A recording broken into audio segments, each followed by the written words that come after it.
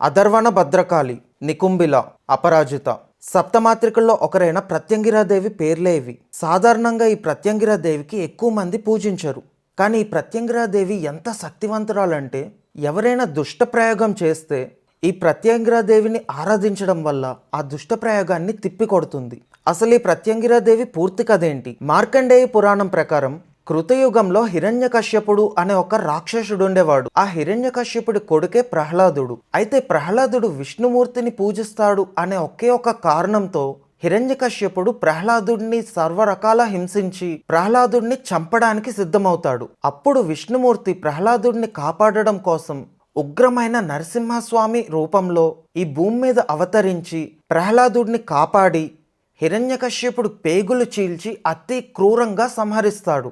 అయితే ఆ సంహారం తర్వాత నరసింహస్వామి హిరణ్యకశ్యపుడి రక్తం తాగుతారు. అలా రక్తం తాగడంతో హిరణ్యకశ్యపుడిలో ఉన్న క్రూరత్వం నరసింహస్వామిలో ప్రవేశించి నరసింహస్వామి అదుపు లేకుండా ఒక విధ్వంసకరమైన శక్తి కింద మారుతారు. దాంతో ఈ విశ్వానికే ప్రమాదమని దేవతలందరూ వెళ్లి పరమశివుడిని వేడుకుంటారు. దాంతో శివుడు కాలభైరవుడి రూపంలో నరసింహస్వామిని అదుపు చేయడం కోసం వెళ్తారు. కానీ నరసింహస్వామి కాలభైరవుడితోనే యుద్ధం చేస్తారు. దాంతో కాలభైరవుడి నుంచి శరభేశ్వరుడు బయటకు వస్తాడు. శరభేశ్వరుడు సింహపు తలతో గ్రద్ద రెక్కలతో పదునైన గోర్లతో చాలా క్రూరంగా ఉంటారు. అలా అవతరించిన శరభేశ్వరుడు నరసింహస్వామిని గాలిలోకి తీసుకెళ్లి అదుపు చేయడానికి ప్రయత్నిస్తారు. కానీ దాంతో నరసింహస్వామి ఇంకా ఉగ్రంగా మారుతారు. దాంతో నరసింహస్వామి నుంచి గండభేరుండు బయటకు వస్తారు. 2 తలలు కలిగిన పక్షి రూపంలో కోపంగా గండభేరుండు ఈ శరభేశ్వరుడు పైన దాడి చేస్తారు. అప్పుడు ఆ శరభేశ్వరుని రెక్కల నుంచి ఒక అమ్మవారి రూపం బయటకు వచ్చింది. ఆ అమ్మవారి రూపం కొన్ని వేల సింహాల తలలతో మెరుస్తున్న నల్లని శరీరంతో దగదగా వెలిగిపోతున్న కురులతో రెక్కలు కలిగిన ఒక విచిత్రమైన ఆకారంలో ఉంటారు. ఈ అమ్మవారే ప్రత్యంగిరాదేవి. అలా అవతరించిన ప్రత్యంగిరాదేవి గండభేరుండుని అదుపు చేసి శాంతపరుస్తుంది. ఇది జరగడానికి కొంతకాలం ముందు ఇదే కృతయుగంలో 8 మంది ఋషులు ఉండేవాళ్ళు. ఆ 8 మంది ఋషులు అష్టలక్ష్మిలకి హోమం చేస్తూ ఉంటారు. ఆ సమయంలో విపులాసురుడు అనే ఒక రాక్షసుడు వస్తాడు. ఆ విపులాసురుడు హోమం చేస్తున్న ఈ 8 మంది ఋషుల మీద దాడి చేస్తాడు. అప్పుడు 8 మందిని కాపాడడానికి లక్ష్మీదేవి తన దగ్గరున్న కమలంని ఒక కవచం కింద చేసి ఈ 8 మందికి అడ్డుగా పెట్టి కాపాడుతుంది. అయితే ఆ హోమం సంపూర్ణమైన తర్వాత లక్ష్మీదేవి నుంచి ప్రత్యంగిరాదేవి అవతరించి ఈ విపులాసురుడిని సంహరించింది. ఈ 2 సంఘటనలు కాకుండా ప్రత్యంగిరాదేవి గురించి మరో కథనం కూడా ఉన్నది. ఒకసారి దేవతలకి రాక్షసులకి యుద్ధం జరుగుతూ ఉంటుంది. ఆ సమయంలో ఒక రాక్షసుడు దేవతల్ని దారుణంగా ఓడిస్తూ ఉంటాడు. అప్పుడు విష్ణుమూర్తి ఆ రాక్షసుడిని చంపడానికి తన సుదర్శన చక్రం ప్రయోగిస్తారు. కానీ విష్ణుమూర్తి సుదర్శన చక్రం కూడా ఆ రాక్షసుడిని సంహరించలేకపోతుంది. దాంతో విష్ణుమూర్తి పరమశివుడి సహాయం కోరుతారు. అప్పుడు శివుడు ఆ రాక్షసుడితో కొన్ని రోజుల పాటు ఘోరంగా యుద్ధం చేసి ఆఖరిగా తన త్రిశూలాన్ని ఉపయోగిస్తాడు. కానీ పరమశివుడి త్రిశూలం కూడా ఆ రాక్షసుడిని ఏమీ చేయలేకపోతుంది. అప్పుడు ఆ పరమశివుడి నుంచి ప్రత్యంగిరాదేవి బయటకొచ్చి ఆ రాక్షసుడిని సంహరిస్తుంది. అయితే ప్రత్యంగిరాదేవికి తన పేరు ఎలా వచ్చిందంటే అంగిరస ప్రత్యంగిర అనే 2 ఋషులు ఉండేవాళ్ళు. వాళ్ళిద్దరూ కూడా దేవి ఉపాసన చేసి అమ్మవారిని చూడాలి అనే ఆసక్తితో కఠోరంగా తపస్సు చేయడం మొదలు పెడతారు. అలా వాళ్ళు చాలా సంవత్సరాలు తపస్సు చేస్తారు. దాంతో అమ్మవారు ప్రసన్నం చెంది ప్రత్యంగిరాదేవి రూపంలో ప్రత్యక్షమవుతారు.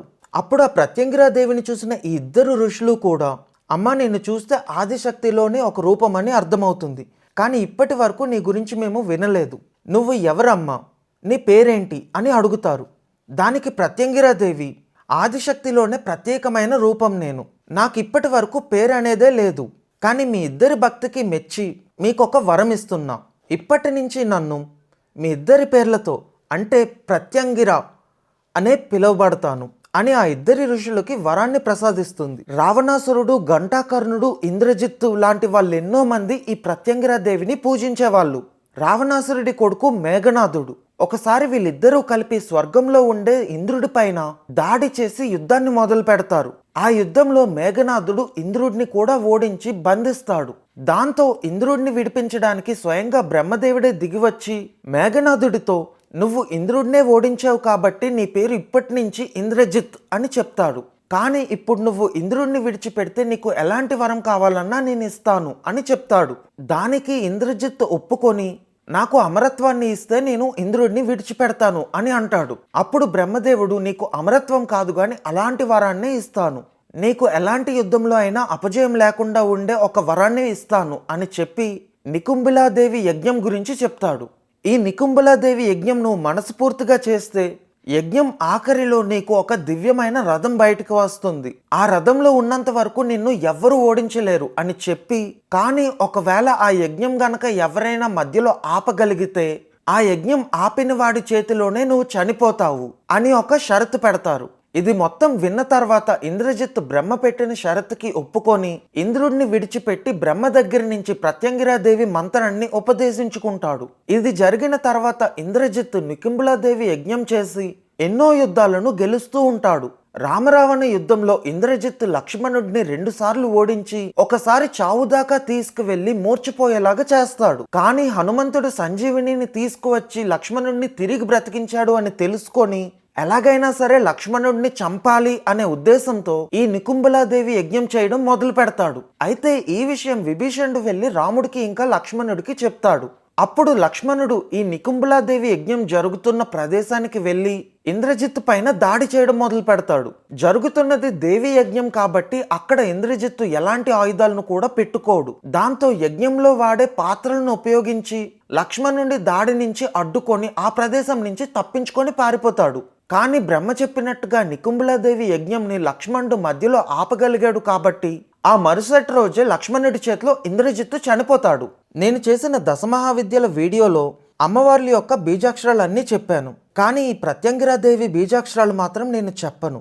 ఎందుకంటే ప్రత్యంగిరాదేవి బీజాక్షరాలు కానీ మంత్రాలు కానీ తప్పుగా ఉచ్చరిస్తే అది సాధన చేసేవాడికి చాలా ప్రమాదం తెస్తుంది. ఇంత శక్తివంతమైన ప్రత్యంగిరాదేవికి మన భారతదేశం మొత్తంలో చాలా తక్కువ ఆలయాలు ఉన్నాయి. మన వేళ్ళు పైన లెక్క పెట్టవచ్చు. కారణం ఈ దేవికి చేసే పూజలు చాలా భిన్నంగా ఉంటాయి. ప్రత్యంగిరాదేవిని త్వరగా ప్రసన్నం చేసుకోవడానికి సంవత్సరానికి ఒక్కసారి వచ్చే వైశాఖ శుక్ల చతుర్దశి రోజు, దాంతోపాటే ప్రతి అమావాస్య రోజున ప్రత్యంగిరాదేవికి పూజిస్తే త్వరగా అమ్మవారు ప్రసన్నం చెందుతారు. ఈ అమ్మవారికి మందారం ఇంకా శంఖం పువ్వు అంటే చాలా ఇష్టం. ఈ అమ్మవారికి మొత్తం 64 కృత్యాలు ఉంటాయి. అలాగే అమ్మవారికి చేసే పూజలు హోమాలు కూడా కొంచెం భిన్నంగా ఉంటాయి. సాధారణంగా ఈ అమ్మవారిని వామాచారంలోనే పూజిస్తారు.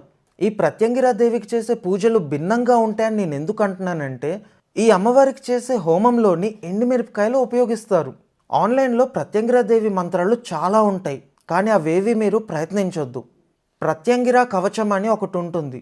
ఆ మంత్రం మాత్రం మీరు నేర్చుకొని చెప్పగలిగితే చెప్పండి. అది కూడా ప్రత్యంగిరాదేవిని ముందుగానే తలుచుకొని, అమ్మ ఒకవేళ నేనేమైనా ఇందులో తప్పుగా ఉచ్చరిస్తే, ఒక చిన్న పిల్లవాడు వచ్చిరాని మాటలతో తడబడుతూ మాట్లాడుతుంటే తల్లి ఎలా మురిసిపోతుందో అలాగే అనుకొని నన్ను క్షమించు. నా శబ్దాన్ని కాకుండా నాలో ఉన్న భావాన్ని చూడు. నాకు నిన్ను ఆరాధించాలని ఉంది కాబట్టి నేను ఈ ప్రయత్నం చేస్తున్నాను అని చెప్పి ముందుగా దండం పెట్టుకొని అప్పుడు మొదలు పెట్టండి. ప్రత్యంగిరాదేవి మంత్రం కూడా ఈ వీడియోతో పాటే నా ఛానల్లో పెడతాను. ఆ మంత్రాన్ని మీ ఇంట్లో ప్రతిరోజు ప్లే చేయండి. దాంతో మీ ఇంట్లో ఎలాంటి నెగిటివ్ ఎనర్జీ కానీ నెగిటివ్ వైబ్స్ కానీ ఉంటే ఈ మంత్రం దాన్ని కౌంటర్ చేస్తుంది, అంటే బ్యాలెన్స్ చేస్తుంది. ఇంతకీ అమ్మవారి రూపాల్లో మీరు ఎక్కువగా ఎవరిని పూజిస్తారో కామెంట్స్లో రాయండి. అందరూ చెప్పండి జై ప్రత్యంగిరాదేవికి. అందరికీ నమస్కారం. జై హింద్.